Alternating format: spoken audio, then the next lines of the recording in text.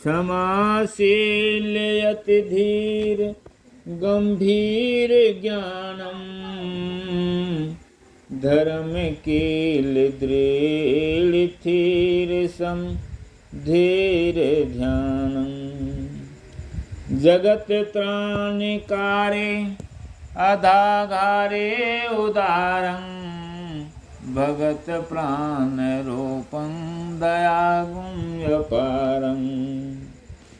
नमो सद्गुरु ज्ञानदाता सो स्वामी नमामि नमामि नमामि नमामि बंदो गुरुपद कंज कृपा सिंधु नर रूप हरि महामोहतम पुंज जासु वचन रवि करनिक धन्य धन्य सतगुरु सुखद महिमा कहे न जाए जो कुछ कहो तुम्हारी कृपा मोते कछु न बस।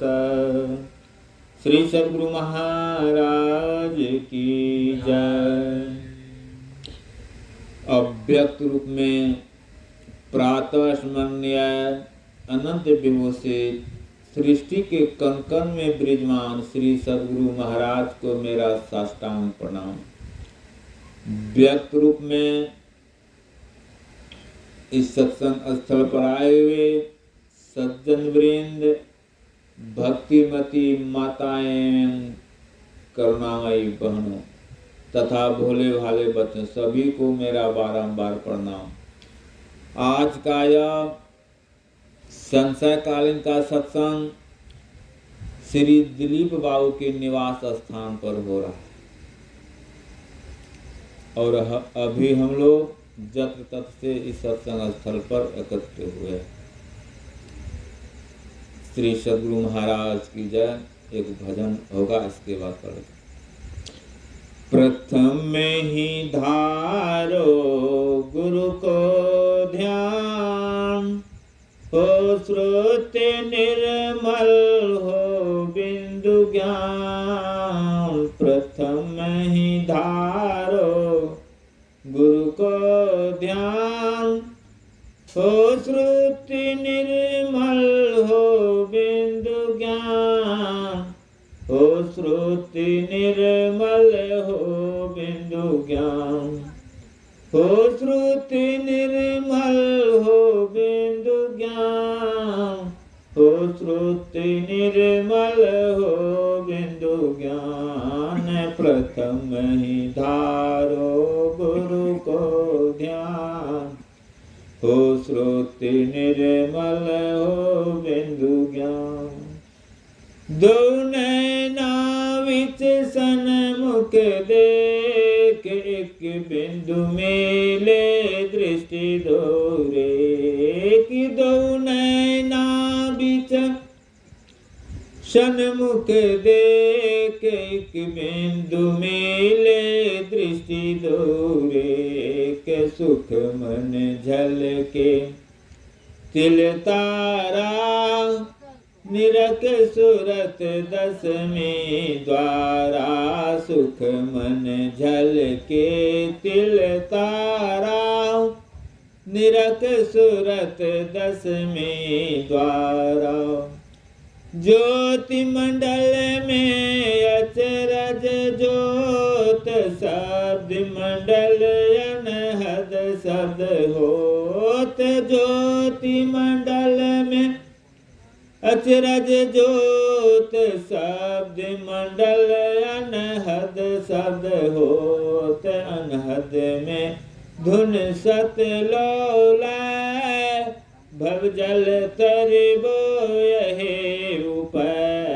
अनहद में धुन सत लौलाय भव जल तरिबो यहे ऊपर।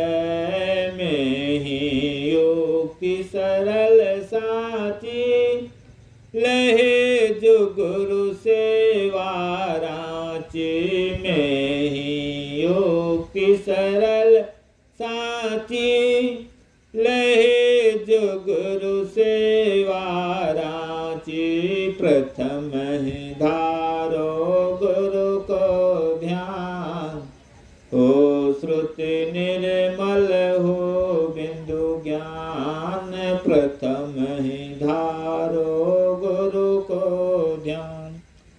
हो श्रुति निर्मल हो बिंदु ज्ञान। हो श्रुति निर्मल हो बिंदु ज्ञान प्रथम ही धारो गुरु को ध्यान। हो श्रुति निर्मल हो बिंदु ज्ञान। श्री सद्गुरु महाराज की जय। देखिए, हम लोग सभी आदमी जो इस सत्संग स्थल पर जितने आदमी पहुंचे हैं, समझिए कि पूर्व जन्म का पुण्य है, जिसके को उदय होने से कोई व्यक्ति सत्संग में जाते हैं, नहीं तो सत्संग में सब नहीं जाते हैं। वैसे रामायण में दिया है, बड़े भाग मानुष तन पावा, सुर दुर्लभ सब ग्रंथ हिंगावा। बड़े भाग से मनुष्य का शरीर मिलता है, लेकिन रामायण में ही दिया है, बड़े भाग पाइए सत्संगा, बिन हो प्रयास हो ही भवभंगा। मनुष्य का शरीर जिसको प्राप्त हो गया है, तो अगर उसको सत्संग अगर वह करेंगे, या सत्संग जब उसको प्राप्त हो जाएगा, तब समझिए उस मनुष्य का बड़े भाग है। तो अभी देखिए, सत्संग में जो है, प्रातः कालीन के सत्संग में सत्संग योग से पाठ होता है, वही विषय बन जाता है। और अपराह्न कालीन सत्संग में श्री रामचरित मानस से पाठ होता है, वही जो पाठ होता है वही विषय बनता है। उसी पर जो है प्रवचन करता उसी के मुताबिक कुछ बोलते हैं। और संशय कालीन का जो सत्संग है, इसमें संत मत का जो है वह सभी किसी संत का वाणी होता है, जो भजन के माध्यम से गाया गया, उसी वही विषय बनता है। तो अभी मैंने भजन गाया हूँ, प्रथम ही धारो गुरु का को ध्यान, हो श्रुति निर्मल हो बिंदु। कहते हैं प्रथम जो है ना, गुरु का ही ध्यान करने के लिए कहते हैं संत महात्मा, वेद शास्त्र सभी ग्रंथ। क्यों? प्रथम ही धारो गुरु को ध्यान, हो श्रुति निर्मल हो बिंदु। गुरु का जो ध्यान करेंगे, उसका जो है श्रुत जो है उसका निर्मल हो जाएगा, पवित्र हो जाएगा। जब जिसका श्रुति पवित्र हो जाएगा, तो जानते हैं पवित्रता में ही परमपिता परमेश्वर का वास होता है। ध्यान करेंगे तो श्रुति जो है निर्मल हो जाएगा, पवित्र हो जाएगा, तब समझिए परमपिता परमेश्वर का वह स्थान रहने का बनेगा।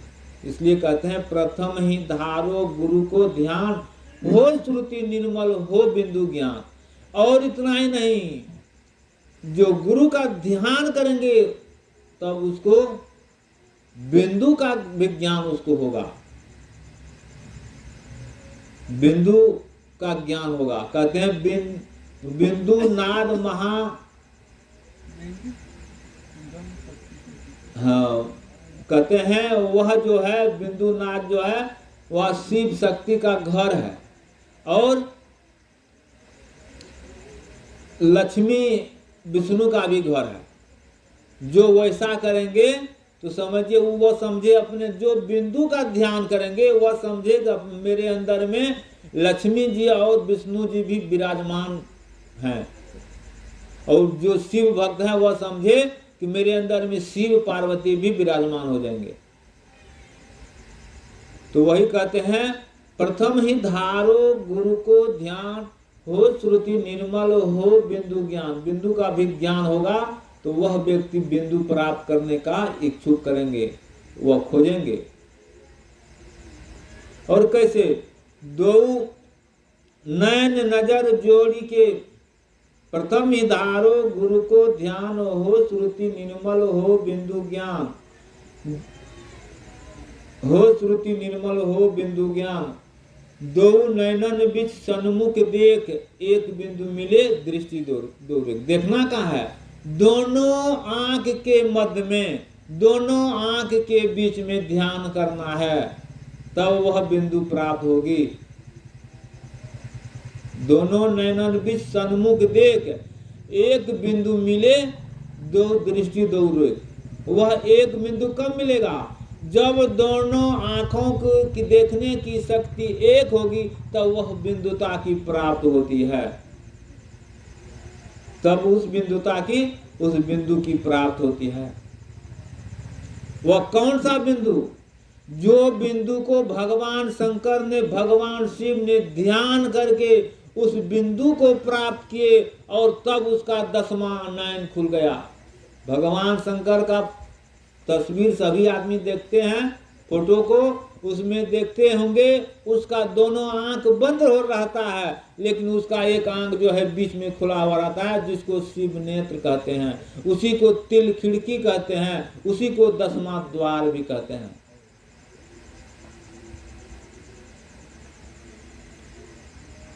तब क्या होगा?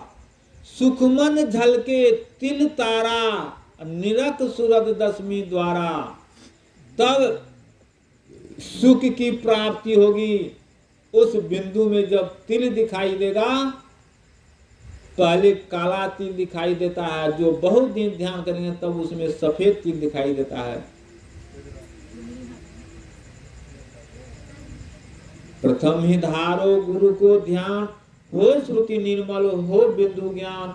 दो नैना बीच सन्मुख देख, एक बिंदु मिले दृष्टि दो रेख। सुखमन झलके तिल तारा, निरख सूरत 10वीं द्वारा। उस 10वीं द्वार में जब ध्यान करके पहुंच जाएंगे, कहते निरख सूरत 10वीं द्वार, तब उसमें दिखाई देगा परमात्मा, उसमें दिखाई देगा प्रकाश, तब उसमें शब्द भी सुनाई देगा।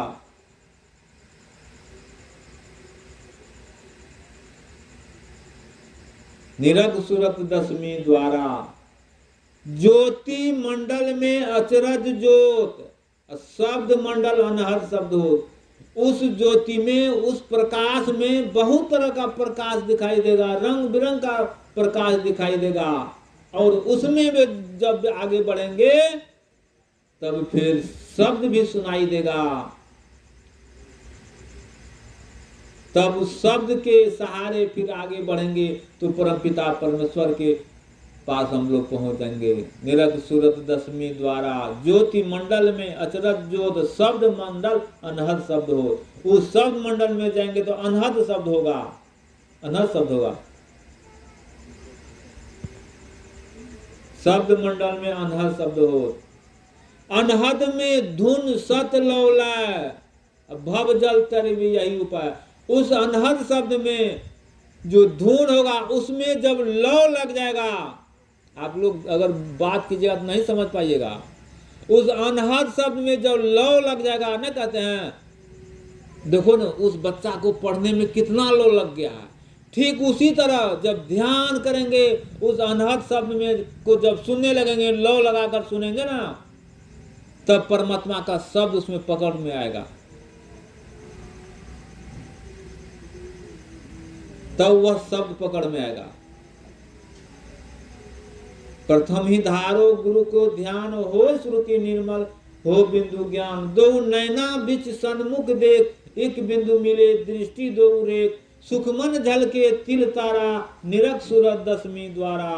ज्योति मंडल में अचरज ज्योत, शब्द मंडल अनहद शब्द हो। अनहद में धुन सत लौलय, भव जल तरवी यही उपाय। यानी भव मन मतलब होता है संसार। संसार में जो है ना, को तरने के लिए दूसरा कोई उपाय नहीं है। कहते हैं भवजल तरबो यही उपाय, में ही युक्ति सरल साची, लहे जो गुरु सेवा रांची। दूसरा उपाय नहीं है संसार में तरने का। देखिए कहते हैं संसार में दुख बहुत दिखाई देता है हम लोगों को, लेकिन एक दुख ऐसा है कि उस दुख से बढ़कर उसको और दूसरा दुख संसार में है ही नहीं। वह है जन्मत मरत दूसरा दुख होई। जन्म लेने और मरने में जो दुख होता है वह दुख और कोई दुख नहीं है। देखिए, बच्चा जब माँ के ओद में रहता है तो वह कहाँ रहता है? जहाँ पाखाना पेशाब का जहाँ फैक्ट्री है उसी जगह रहता है, उल्टे टंगा हुआ रहता है, मुड़ी उसका सर नीचे रहता है, पैर ऊपर रहता है, उसी में। इसलिए कहते हैं वह जन्मत मरत दूसरा दुख ही, मतलब जन्म लेना मरना जो है इस दुख से बढ़कर संसार में और दूसरा दुख नहीं है। कहते हैं इससे अगर बचना चाहते हैं तो कहते हैं भवजल तरब्यो, यही उपाय है इस भव सागर को तरने का, दूसरा उपाय नहीं है। में ही युक्ति सरल सांची, लहे जो गुरु सेवा रांची। महर्षि में ही परमहंस जी महाराज कहते हैं यह सरल सांची, सरल रास्ता है। लहे जो गुरु सेवा, जो इस भव सागर को पार करना चाहते हैं उसको वह संपत्ति तब रहेगा, लहे जो गुरु सेवा रांची, जो गुरु की सेवा करेंगे उसी को वह संपत्ति रहेगा, औरों को नहीं। गुरु को मामूली मत समझिए। महाराष्ट्र में एक संत हुए थे, एकनाथ दास जी महाराज। वह सभी शिष्य को पढ़ाते थे, अध्यात्म विद्या पढ़ाते थे। एकनाथ जी महाराज कहते हैं कि देखो भाई, बहुत सा शिष्य था, कहते हैं देखो मैं एक नाथी ग्रंथ का निर्माण करता हूं, यानी लिखता हूं, एक नाथी भागवत का रचना करता हूं। मैं अगर इस ग्रंथ को पूरा नहीं कर पाऊंगा, लेकिन मेरा पुत्र है जो काशी में वह विद्या अध्ययन कर रहा है, वह पुत्र से इस ग्रंथ का पूरा करवा लेना। लेकिन वह पुत्र भी अगर नहीं कर पाएगा तो मेरा शिष्य है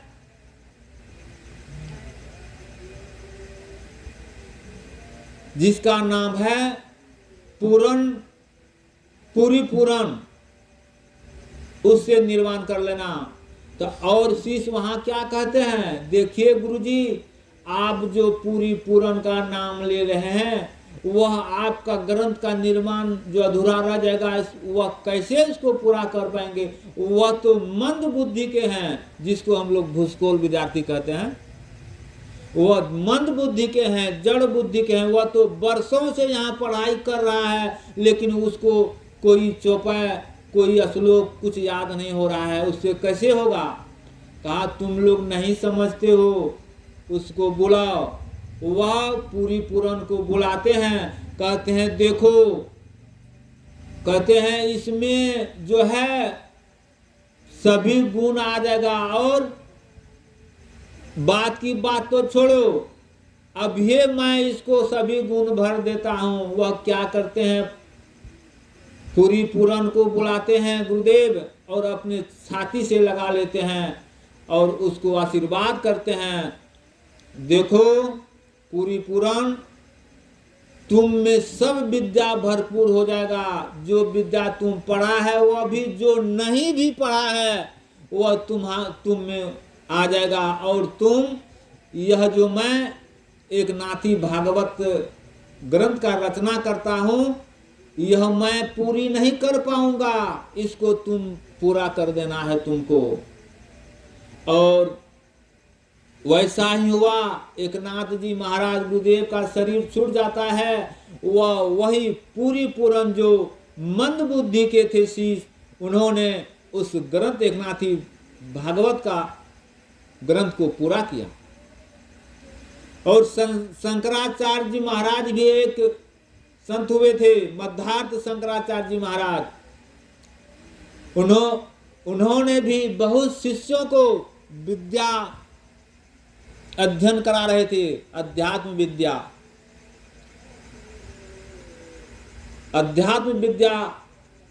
अध्ययन करा रहे थे, पढ़ा रहे थे। एक रोज होता क्या है, उसका सभी शिष्य चले आए पढ़ने के लिए।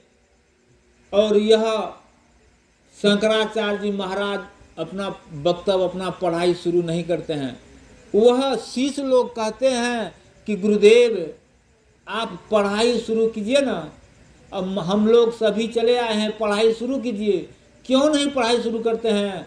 शंकराचार्य जी महाराज क्या कहते हैं, देखो तुम लोग तो चला आया है, लेकिन एक शिष्य है जो टोटकाचार्य जी महाराज वह नहीं आए, टोटकाचार्य नहीं आए हैं, वह आएंगे तब तो पढ़ाई शुरू करेंगे। तो सभी शिष्य कहते हैं गुरुदेव आप जानते हैं कितने वर्षों से आप पढ़ा रहे हैं हम लोगों को। टोटका जो है, टोटका आचार्य, वह तो मंद बुद्धि का है, जड़ बुद्धि का है, उसको तो कुछ याद ही नहीं होता है, इसलिए उसको छोड़िए, हम लोग आए हैं, आप पढ़ाई शुरू कीजिए। शंकराचार्य जी महाराज क्या कहते हैं, नहीं नहीं, उसको भी आने दो तब पढ़ाई शुरू करेंगे। इतने कुछ लेट हुआ और उधर से टोटकाचार्य जो विद्यार्थी थे वह भी चले आते हैं। गुरुदेव पूछते हैं देखो टोटकाचार्य तुमको लेट क्यों हुआ आने में, तुमको इतना विलंब क्यों हो गया? क्या कहते हैं, देखिए कैसे कल जोड़कर कहते हैं, देखिए गुरुदेव आपने जो कल के पास स्नान जो किए थे ना, अब बाल्टी में जो आप धोती रख दिए थे ना, तो मैं उसी धोती को साफ करके मैं धोती को लारने लगा, धोती को मैं खींच करके धोती को सूखने के लिए देने लगा। टोटकाचार्य कहते हैं पढ़ने में तो वह मंद बुद्धि का थे टोटकाचार्य, लेकिन गुरु के आज्ञा का वह पालन करते थे। गुरु जो कहते थे वैसा करते थे, विलंब नहीं करते थे। उसी समय शंकराचार्य जी खुश हो जाते हैं, टोटकाचार्य को वरदान देते हैं, कहते हैं देखो टोटकाचार्य तुम मेरा सभी आज्ञा का तुम पालन करते हो, इसलिए मैं तुम पर बहुत प्रसन्न हूं, तुमको मैं आशीर्वाद करता हूं कि तुम्हारे अंदर सभी विद्या विराजमान हो जाएंगे। जो जितना विद्या तुम पढ़े हो वह भी, जो नहीं भी पढ़े हो वह विद्या तुम्हारे अंदर चले आएंगे। देखिए गुरुदेव आशीर्वाद करते हैं। टोटकाचार्य मंद बुद्धि के थे, उनको आशीर्वाद कर दिए, वह भी उसके अंदर भी वह विद्या चलाया, वह भी एक ग्रंथ का निर्माण किया जिस ग्रंथ का नाम मैं भूला हूं। तो देखिए गुरु में इतना शक्ति है, बिना गुरु का कोई काम किसी को नहीं होता है। छोटा सा भी काम होता है तो गुरु भी पहले गुरु से ही सीखना पड़ता है। गुरु का बहुत महत्व है। कहते हैं मनु जी महाराज बहुत अच्छा लिखे हैं, श्लोक है, जिस श्लोक को मैं संस्कृत में मुझे याद नहीं, उसका अर्थ है कि जिस तरह मनुष्य पृथ्वी को कोदाली से खोदते खोदते पृथ्वी से जल को प्राप्त कर लेता है, पृथ्वी से पानी को प्राप्त कर लेता है। क्या अगर पृथ्वी को कोदाली से हम लोग अगर खोदते हैं, खूब खोदते हैं, तो पानी प्राप्त हो जाता है ना, मिल जाता है ना। ठीक उसी तरह जिस तरह पृथ्वी को कोदाली से खोदते खोदते हमको पानी को प्राप्त कर लेते हैं, जल को प्राप्त कर लेते हैं, ठीक उसी तरह गुरु का सेवा सुसरवा करते करते, गुरु का सेवा सुसरवा करते करते हम लोगों के अंदर गुरु के अंदर जो ज्ञान है वह ज्ञान हम लोगों के अंदर विद्यमान हो जाता है। तो गुरु का सेवा शुश्रूषा कैसे होता है? गुरु अगर अंग संग में हैं तो गुरु का चरण को दबा सकते हैं, उसका शरीर को भी आप सहला सकते हैं, सेवा कर सकते हैं। अंग संग में गुरु नहीं है तो उसका आज्ञा का पालन करना ही गुरु का सेवा करना है। गुरु जो बताते हैं उसका आज्ञा का पालन करेंगे तो वही सेवा करना है। जैसे गुरुदेव कहते हैं कि झूठ, चोरी, नशा, हिंसा, बेविचार इत्यादि को त्याग देना चाहिए। तो ठीक इसका बात, गुरु का बात को अगर हम लोग मानेंगे तो गुरु हमारे आपके ऊपर प्रसन्न हो जाएंगे, तब हम लोग गुरु का ज्ञान को हम लोगों के अंदर भर जाएगा। यही 2 शब्द मैंने आप लोगों के सेवा में रखा। जो अच्छे शब्द मेरे मुख से निकला वह गुरु महाराज का चरण का प्रसाद है, और जो गलत शब्द निकला है वह मेरे अंदर जो अहंकार है, पाप है, उसका परिणाम है। श्री सद्गुरु महाराज की जय। अब आगे कहेंगे तो बबलू बाबू नहीं हैं तो अब रमीन बाबू ही, चाहे भजन कहें चाहे जो कहें। श्री सद्गुरु महाराज की जय।